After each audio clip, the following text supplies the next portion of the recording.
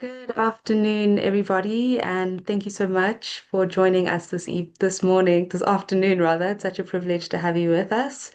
For those of us who haven't met before, my name is Jessica Ngwenya. I am part of the COPAC team and the Climate Justice Charter movement. And for those of you who are new here, this is the Climate Justice Charter movement. And over this year, we've been hosting a series of webinars getting into some of the nitty-gritties of some of our key policies and campaigns. At the start of this year, our focus was on eco-mobility and clean energy public transport, and we had some very vibrant and interesting discussions there. You can head over to the COPAC YouTube channel to see them there. But as we head into the second leg of this year, we will be looking at eco-social housing, buildings, and transition towns. We'll be unpacking the challenges and realities and opportunities associated with addressing housing and building climate just communities in South Africa. This includes looking at things like community-led and people-centered housing for a deep, just transition, looking at ecofeminist pathways for climate just communities, grassroots struggles for housing, climate just communities and municipalities, and a lot more. And I think this is important because, as we all know, 2026 is a local government election year. And yeah, I think the elections are calling to focus some of the key issues that are driving public discontent in the country. And one of those is the housing crisis, which has led to the rise of informal settlements, a mix of shacks, land invasions, and occupations, where people live without adequate shelter, services, and secure tenure.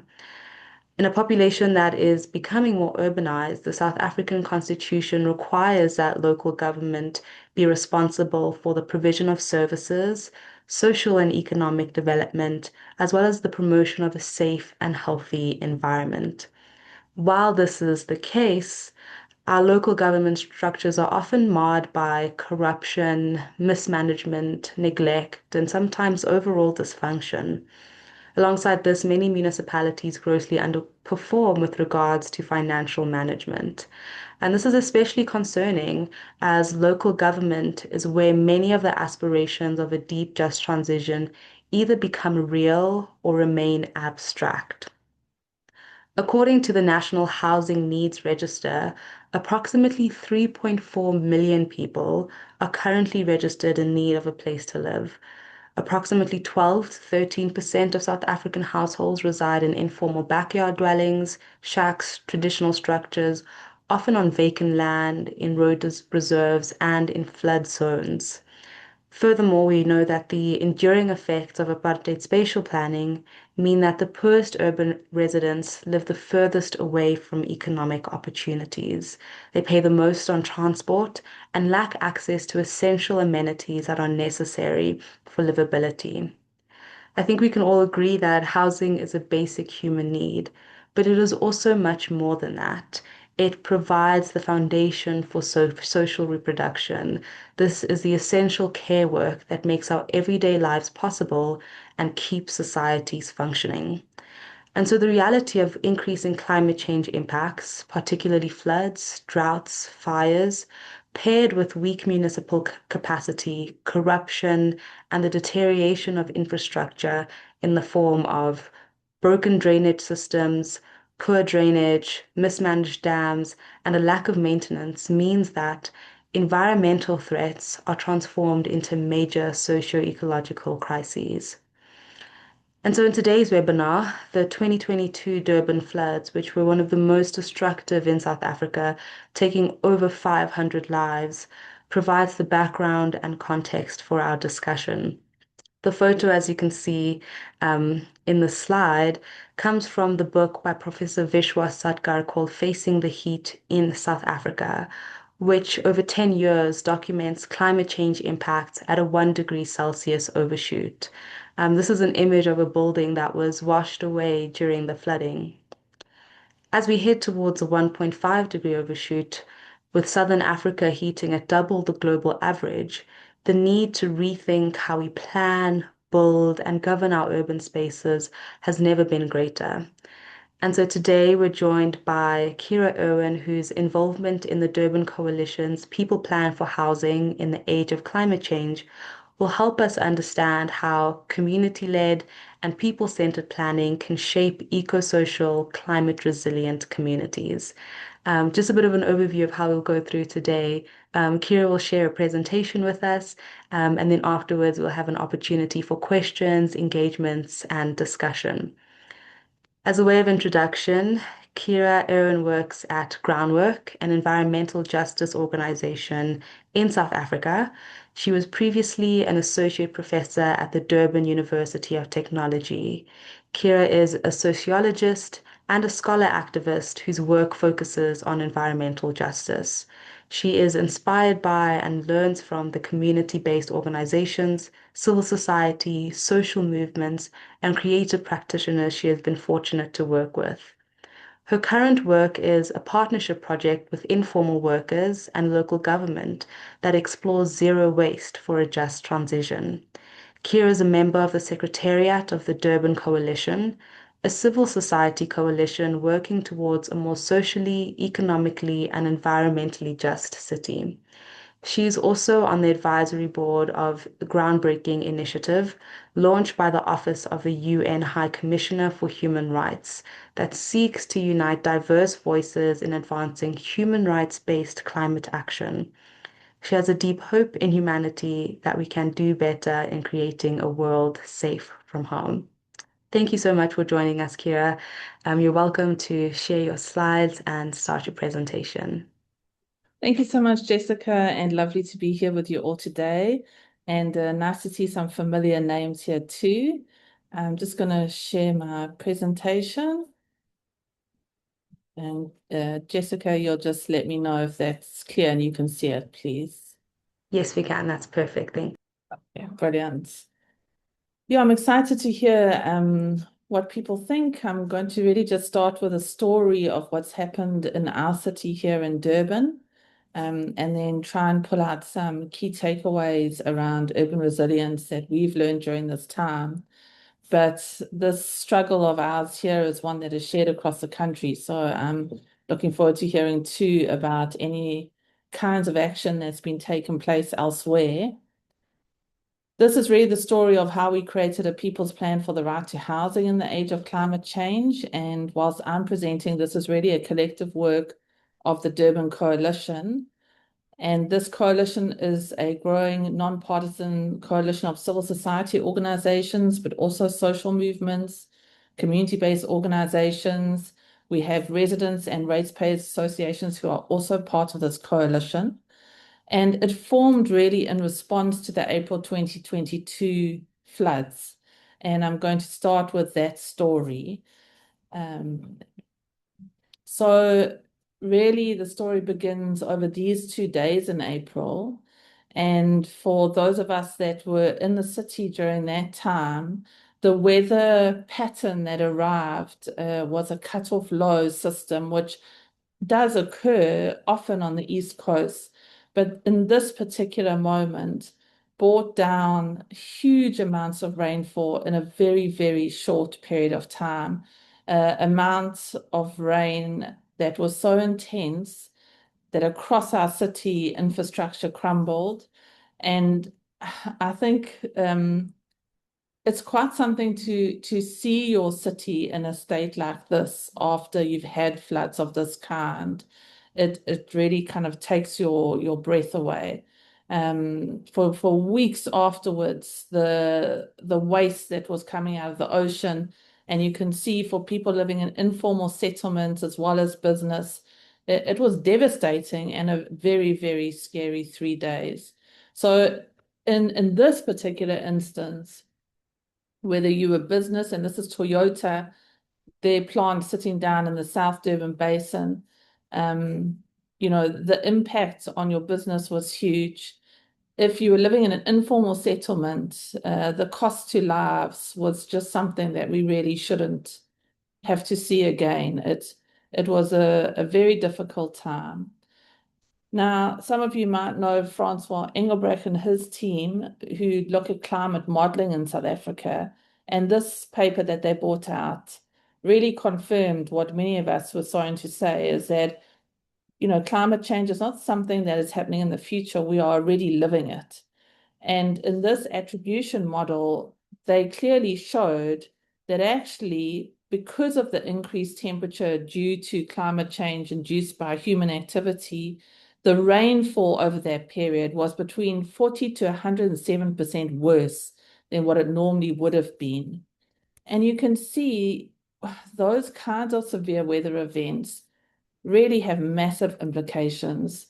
544 people that we know of lost their lives. 42,000 people displaced during that time, but about 140,000 people directly impacted. The cost in terms of the economy was up in 3.6 billion. But really, I think what most people felt during that time was the risk to our homes and to your right to sort of your house and your city. So during this moment, given the fact that Durban is a very unequal city already, a lot of different civil society groupings were starting to talk to each other. We were really concerned that the money that National Treasury had said would be allocated at that point, about R1 billion, to get pulled down to fix infrastructure, would simply fix the infrastructure back into the unequal context that was the status quo. And we thought if that kind of money is coming down for infrastructure repair, it really should address inequality and particularly the lack of services around some of the human settlements in our city, whether that was informal settlements, hostels, social housing, etc.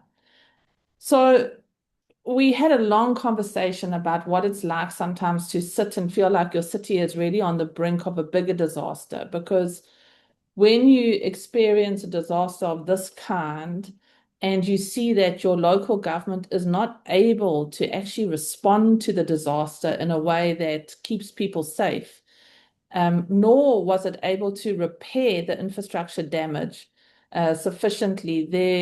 There were people living around the Tongod area without water sometimes for 6 months, even 9 months later. People had issues around water, sewerage, electricity. So 2 days of rain ended up, for some people, almost in 1 year of having sporadic services and at times none. And for the people that lost their homes, especially people living in informal settlements, it is still today a group of people that are living in a shelter. So we're looking at 4 years of displacement and not being able to be integrated back into the community that you had to flee from. Okay, so we can discuss this maybe later, but I think it is important just to say that to build any coalition, and I know you two are a collective, it really takes a lot of time. And I would say that the first year, although these are ongoing conversations, we had some very tough but necessary discussions around race, class, and inequality within the coalition, because we range from large membership-based organizations and social movements like Abishlali, Basamjandolo, and all the way down to rates payers organizations. And those aren't necessarily usual partnerships. So in order to ensure that we were moving together with a shared vision, we did spend time creating a charter. And that really keeps us guarded and it keeps us honest and accountable to each other. During that first year, we tried to engage local government. We felt like it was time for an honest conversation. We thought there was a lot of mismanagement, dysfunctionality in local government, and we could see that they were struggling to respond to this disaster. We thought that by reaching out, we could say, look, we want to lend a hand. This is a time where we have to pull together and see how can we better prepare our city so we don't experience this again. And how is it possible to build back in a way that addresses the inequality that we see every day? Unfortunately, in that first year and a half, we didn't get very far. And there comes a moment, I know Delwyn is on this call and he's been at many of the meetings where the Durban Coalition members have to just say, okay, we're kind of on our own. And that shouldn't stop us for doing the kind of work necessary to think about what it means to prepare and plan for a much more resilient city. And in doing so, addressing some of these inequalities. And this is when the people's planning process started. I just want to give you an idea of the length of time. I think this is important because sometimes local government attempts to do a consultation, but actually, if you want to do proper participation, it takes a lot of time and dedicated resources. So the first gathering we have in 2023 in November is really a listening gathering where all the different sectors of the Durban Coalition came together to share their stories of that April and also the stories of the context before and after, so that we had a sense of each other's experiences and what that meant for creating a people's plan that addressed these collective needs and ensuring that it doesn't marginalize certain groups within the coalition. Once we had the main themes, we then held a solidarity session and we invited in other professionals and different stakeholders, including local government officials, to come and meet with us and think through what we were learning and thinking about. And this really helped us put together the first draft, which was draft 0 of the People's Plan. But what we needed then is to take it out for broad consultation and engagement. And the way that we did that is we held training sessions for the members of the Durban Coalition. And then each of those members took it back to their constituency or their member base and explained, here's what we're thinking, here's the kinds of programs and projects that we want to put in. Do you think this is right? Does it address your need? Does something need to change? And after that feedback, we came up with the final version of the People's Plan for the Right to Housing in an Age of Climate Change. It's available in English and it's available in Zulu. And at the end of this, I'll put those links there if anyone would like to see it. We think it's an exciting plan. Some of it is things you would expect to see. Others, I think, are more innovative, especially around some of the governance frameworks. But broadly, there are these 4 tree trunks, if you want. The one focuses on how do we make human settlements in our city climate resilience.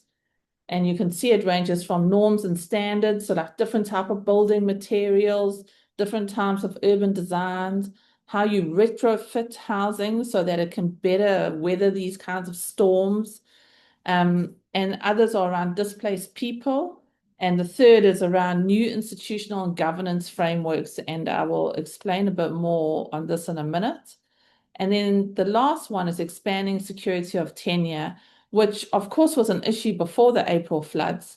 But when you start to get this type of displacement, it really showcased like how vulnerable people are, especially if they don't have security of tenure in their city. And we were pushing hard that this People's Plan get integrated into the IDP because we know that in a municipality, if something is not written into the integrated development plan, the IDP, no budget is put against it. So we were lucky we had an insider in the Durban Coalition who had been in the municipality for 20 odd years and understood very well how key indicators are tracked, how budget is allocated. So strategically, we decided that the People's Plan, once we had it, we wanted to push to get it into the IDP. Now, fortunately for us, the municipality was responsive. And we did have some champions who were helping us push quite hard from the inside. It was good, I think, that from early on we had invited in local government officials, some of whom were a bit nervous at first, but I think really got to experience that, engagement with people is not something scary, but actually something quite inspiring and can really help them with their own mandate. So in November 2024, we co-launched the People's Plan with eThekwini Municipality. I mean, it was good. We had the media there. There were some promises made, etc. It took a while, but in July 2025, they did incorporate the People's Plan into the IDP officially. And that has been, it's not a magic switch, let me say, but it is very useful because what it certainly did is open a lot of different doors to different city departments. And it just allows the city officials themselves to almost freely engage with coalition members since it's in the IDP, and in a way they are approved to do so if you want. So what has really shifted are the governance structures, and this is really important. What's clear, and maybe you have a different experience, but certainly what's clear from us here is that local government really doesn't have the answers yet on how you retrofit your city to be more resilient. They know about climate change. They have a sense it's something they should be doing something about, but we don't necessarily see clear planning with time frames and resources to roll out how they will keep people safe, how they will protect the most marginalized and vulnerable, and how they will keep infrastructure safe. So even in the People's Plan, we have done some thinking about that, what it means to start to create decentralized infrastructure so that if you do have a severe flooding event, you don't have a situation where massive areas of the city get affected in the same way, that you could work in small nodes actually to very quickly get electricity back or access to water. Um, what we learned in the floods is that really your neighbors are often your first responders, and they can be for quite a while afterwards, especially if roads and bridges go down. Ambulances can't get to you, for example. So the focus on really thinking more locally and building resilience at that level makes a lot of sense. All right, so back to the governance frameworks that we had requested. We now hold 2 seats on the new Municipal Forum on Climate Change. And this is mandated by the Climate Change Act that came out in 2024. And it's really useful. So, for those of you that are sort of pushing for this, trying to get new governance frameworks, trying to engage your local municipalities, they have to create these types of forums. And they can be a good space because they are a political forum and headed by the mayor. We also have 2 members sitting on seats in the Durban Climate Change Strategy Subcommittee. And it's good to have both because this is more like an operational forum. So you can push around implementation of the People's Plan. And then eThekwini actually created, as per our plan had requested, a new forum called an Integrated Human Settlements Forum. And this I actually think is probably the most exciting. So 6 different sectors in our membership are sitting on that forum. And in fact, it is that collective with government officials in human settlements and in the strategy office that have created a matrix themselves against the People's Plan to say, okay, who is going to start running which of these projects and how will we implement them? So this is the place that we're really watching very closely. As many of you know, when you start to engage with government, it can be difficult. It can take a long time, but in some senses, it's important work that has to be done. And I'll return to why at the end. So what the Durban Coalition has done outside of that is it met and had a long conversation, all of us sitting down.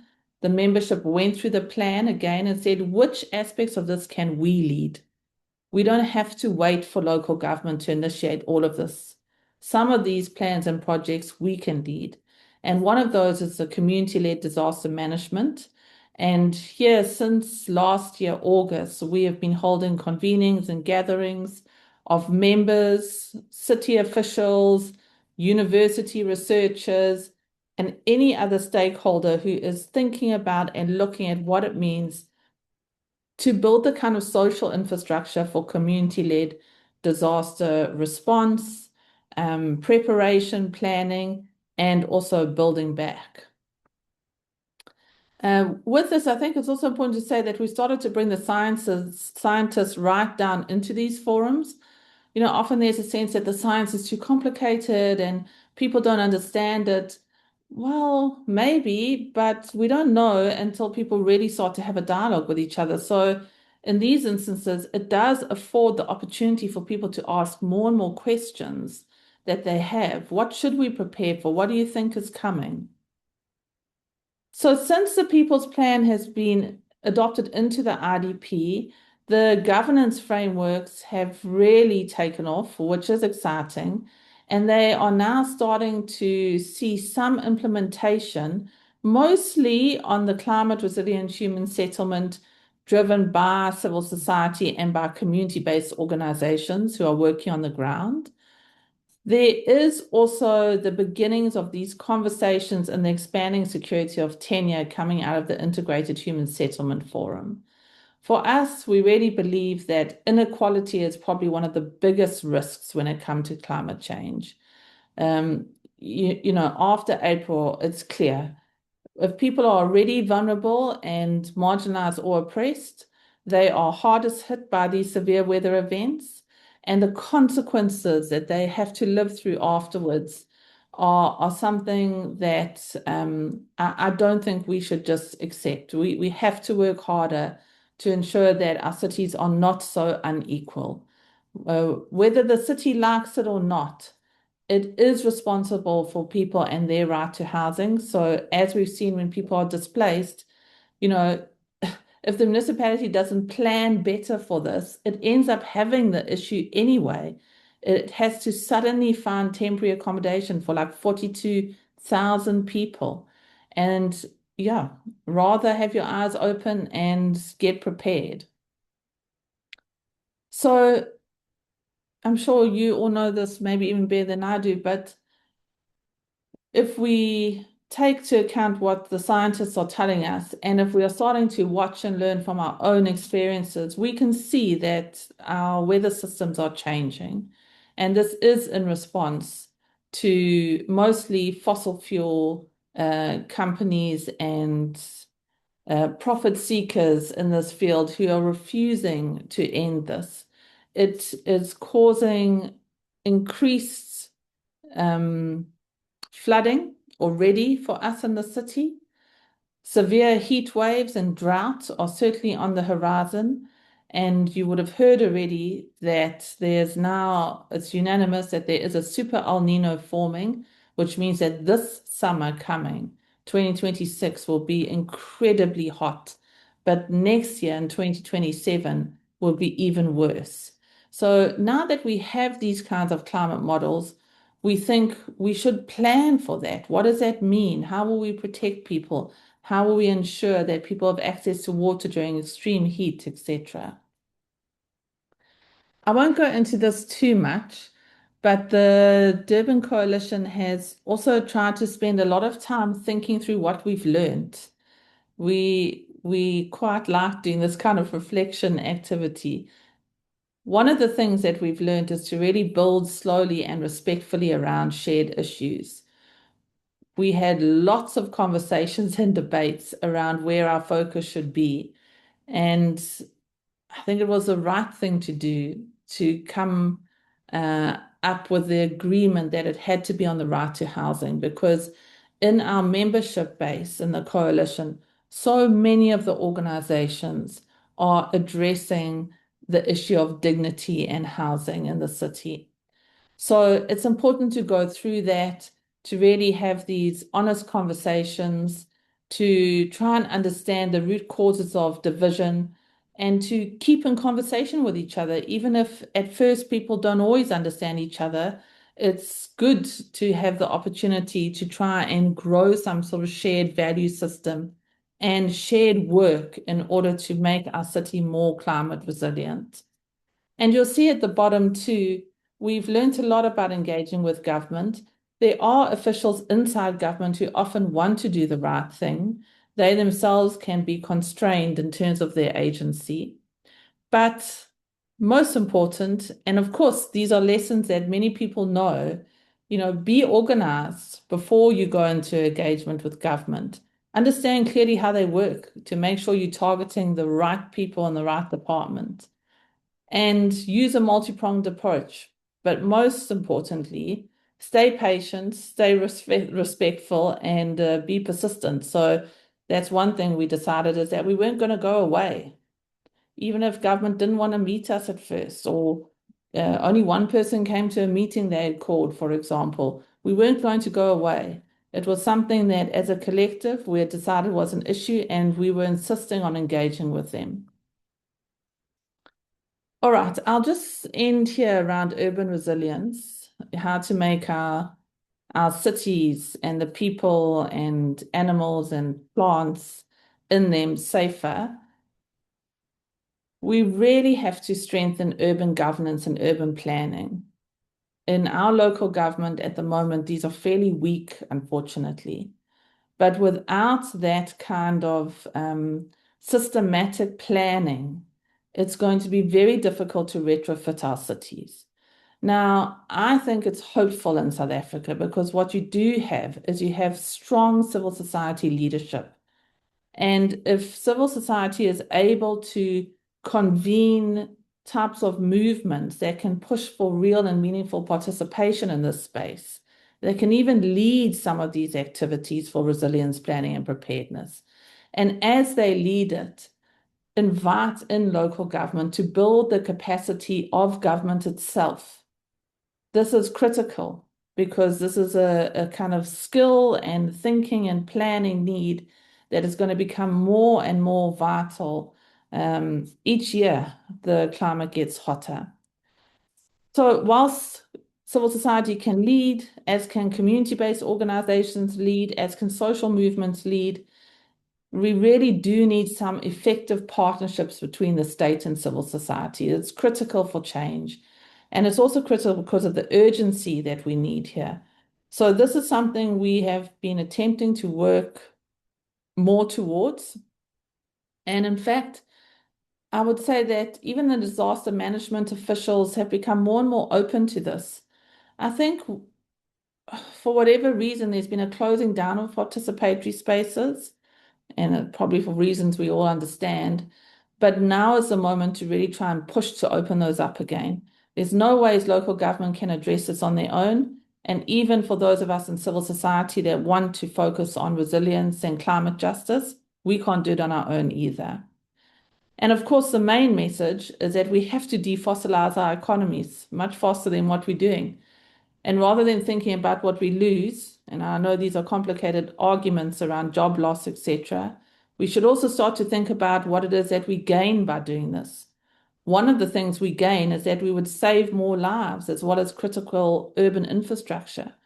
Because if we don't defossilize, we are just going to experience more and more severe weather events.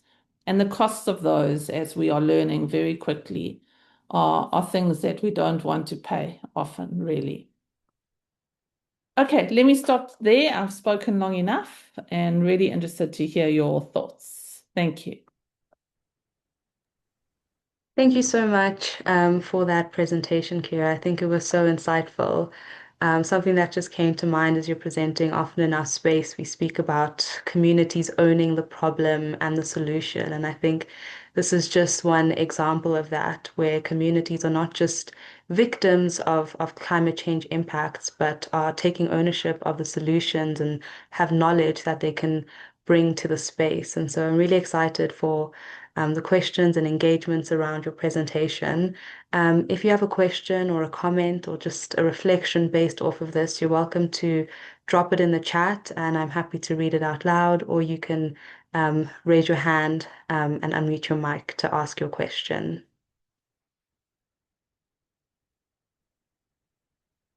And maybe as a sort of opening question, something that I was just curious about in terms of sort of replicating something similar like this in a different context is just around what engagements with traditional leadership might look like, if that was part of the process, or if it wasn't, what are some of the challenges or opportunities around that? Yeah, thanks so much, Jessica. Actually, we've had that question quite a lot, and of course, it is an important one. The coalition definitely starts, I would say, with more of a focus in civil society that is working in the city. However, the eThekwini metropolitan has now that urban edge is really spread right up onto land, which is neighboring under sort of more of traditional leadership. So it isn't something that we ourselves have started to do, but I think it is critical. And we're hearing more and more stories about how when floods come, that land is really impacted negatively as well.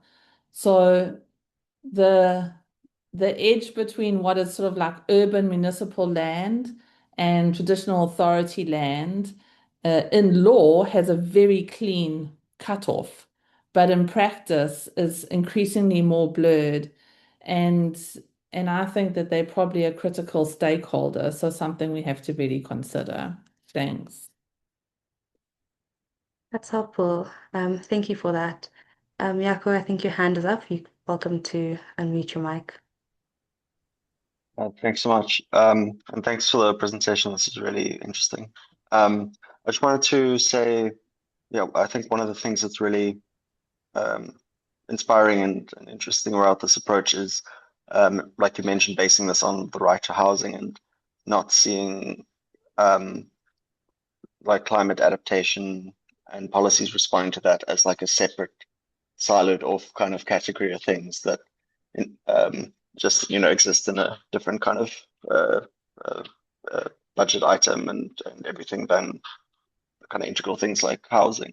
I wanted to ask, I mean, in terms of this being integrated into the IDP, um, are you seeing some of the recommendations and the kind of plans that have been put forward in this coming through in the municipalities' kind of housing policy and engagements to the Yeah. province? Yeah, is it something that they're kind of integrating into the other areas? Thanks, Yako. Yeah, no, I think that you've picked up on the issue that I think is also the most exciting, which is that uh, currently the way that governments around the world have addressed climate change is to create a separate unit or some sort of additional silo. But actually, this is a context issue that will affect all the arms of government, which means they all need to start thinking a little bit differently around what they're doing and have to have an integrated approach, which is the same as when a disaster hits. You have to have integrated. You've got health, you've got community participation, you need home affairs when people have lost documents, human settlements, etc. So that integrated human settlement forum that they've just started, and so far there's only been 3 meetings, and it's been setting up the terms of reference is going to be the most interesting to watch because a lot of the projects in the People's Plan would be implemented by human settlements, but would require other departments' engagement in this. And what's been encouraging is that in the last meeting, the municipality has actually created a spreadsheet with all of the projects in the People's Plan, and it's starting to list municipal officials and departments who would be responsible for beginning the implementation of these. So, yeah, we're hopeful. Let's see. The the other thing to say is that I thought, and some of the officials have also vocalized this, sometimes municipalities themselves have put on the table fairly good plans. Like Durban has a climate change strategy. A lot of what they were saying in there are things that people were actually asking for in the People's Plan.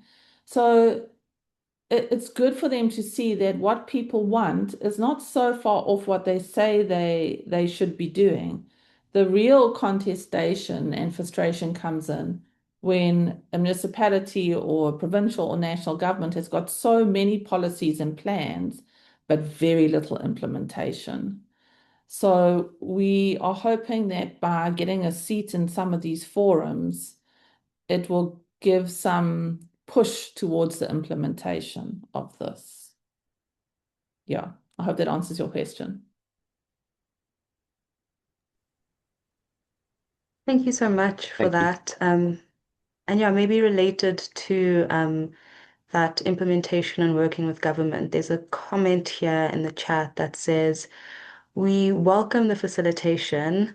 My concern is around honesty from officials because if the community isn't proactive, they will be left behind. And I think for a lot of people in the activist space, there's this frustration around government officials and just how they deal and interact with communities. So yeah, maybe you can share some of the insights around that process for maybe people who don't have an insider or are having some barriers. Yes, well, I mean, of course, we share those frustrations.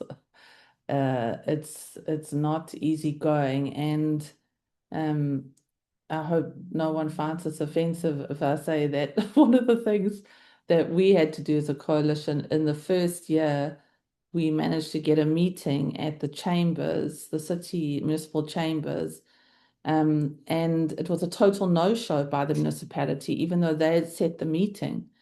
And the coalition ends up having a meeting with itself in the city chambers. No officials arrived, no leadership arrived, even though the city manager was the one who said the meeting would happen. And it is at that moment where one of the members of the coalition, who has a long history working in the unions under apartheid, just told us, just relax, don't worry, this is not so unexpected. And the most important thing is to just don't go away. After a while, they'll have to speak to us. In fact, her words were actually like, it's like being a piece of shit on a tree. You just can't get it off. So we did that. We've been polite, respectful, but insistent to meet. The issue comes in, of course, where not all communities can do that. So does that mean they don't get serviced? Which is why what holds us to account more is the people's plan that had a long and broad engagement with people across the city and also with organizations who have large membership bases, such as Ubunye Bamahostela and the Hostel Dwellers and Abishlali Batundondolo, Shack Dweller International. So we feel confident when we are negotiating for those plans and programs because it feels like that is something which would impact positively on the majority of communities across our city, rather than go in and only negotiate for your sector or only for your organization. The People's Plan is like a shared charter in a way. Yeah, thank you so much. Yeah, for that context, I think that helps. And Maxine, you're welcome to ask your question.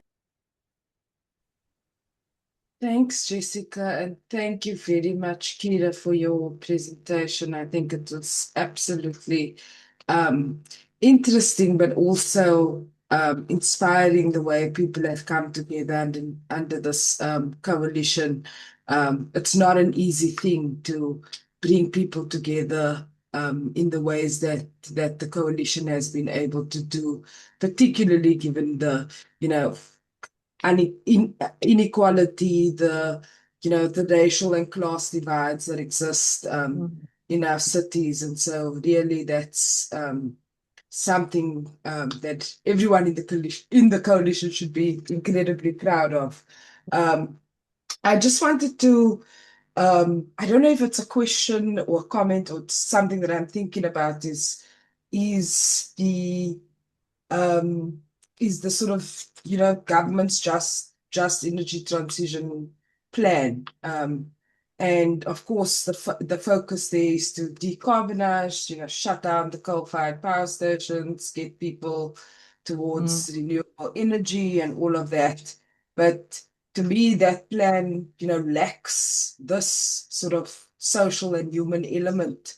Yeah. That something like the coalition is responding to a very material need in terms of housing security or tenure security, if you will. Um, and it's like all the funds raised, these massive loans that are being given to South Africa to forward that process. But what happens to our people? How do we build that? Where's the funding for this Yeah. climate resilient society that we so desperately need?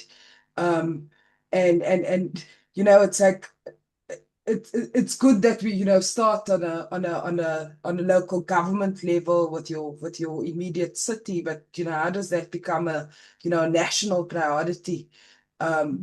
Because yeah, to me it's completely missing, like from the just energy transition debates and conversations. Yeah, maybe your thoughts on some of that would be interesting to hear. But thank you so much, Kida, and thank you to the coalition for the work that they're doing. Um, Standing in the gaps is not an easy job, um, but kudos to all of you. We are behind you from Cape Town. Hey, thanks, Maxine. No, we appreciate that a lot. And I think, what you're raising and that sense that you have, that gut sense of like, it's kind of crazy to watch uh, the government at the moment. Whenever you have the potential for major restructuring, and certainly the just energy transition would be one of those moments. Plus, you have a lot of finance or the promise of finance coming in. Um, surely then is the moment, right, to use that vehicle to really address inequality. And even I see in the chat a corner's point here to really say, well, how would we even use this to transform the kind of apartheid spatial planning that persists in our city? And we just don't see that kind of imagination yet. And it is a concern, it's a real concern. And I think that those of us who have any kind of platform or negotiation space with government at no matter what sphere should really be pushing that narrative, because to have a plan called the JET plan and the JET RP, where the J stands for justice, but we are not seeing that at all in how it's been negotiated. Currently, it's more like who's going to make money from this? And so it's a big business initiative rather than really considering what could happen, like the exciting potential for increasing people's well-being at a very local level. If you thought about socially owned renewable energy, for example. So I totally agree with you on that. And there are quite a lot of, I would say, good people pushing for that. And again, maybe my last thing to say is that whenever there is a kind of transformative push in society, which climate change is doing, not everyone is responding to it as needed, it is a place for experimentation. And I think that's one thing that the Durban Coalition sort of took seriously. We're like, okay, we're gonna try this ourselves. What would it look like? If the local government doesn't want to plan properly, what would it look like if we planned, for example? And when it comes to the energy transition, we need as many experiments as possible that's led by communities, because we don't quite know what they look like yet, and that's how we need to learn. Yeah, thank you. Thank you so much for that question and yeah, for that answer. I'm not sure if there are any final questions or comments before we wrap up this webinar.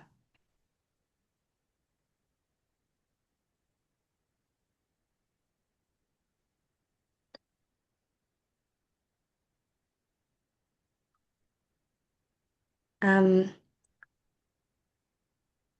if not, I will bring us to a landing. Thank you again, Kira, for joining and for sharing with us today. Yeah, I think it was really insightful, and there's so much that many of us were able to learn from the work that you are doing with the Durban Coalition.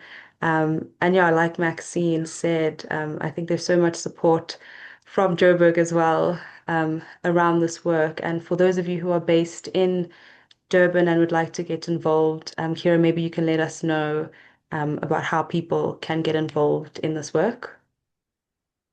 Yes, absolutely. What I can do, Jessica, is I'll send you the Durban Coalition email so anyone who's interested could maybe get that from you.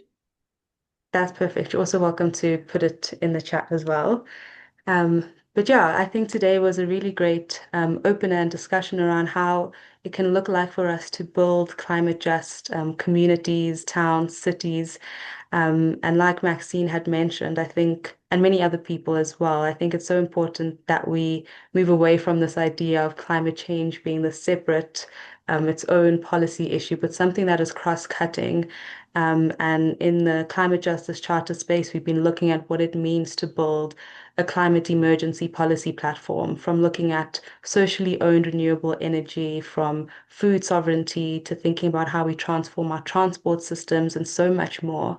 And so, if you'd like to get involved in this work or just follow along or continue this conversation in the upcoming webinars that we'll have, you can follow us on our social media platforms and you can also join the movement. But yeah, we hope that you were encouraged and inspired and that the work of the Durban Coalition encourages you, yeah, not to stay in our silos, but I think so many of us care about the same issues. And so we can work together to accelerate the deep, just transition. Thank you all for joining, and we look forward to seeing you on the next one. And thank you, Kira, for your presentation.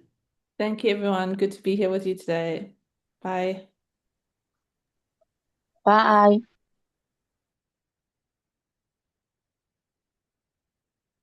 Bye.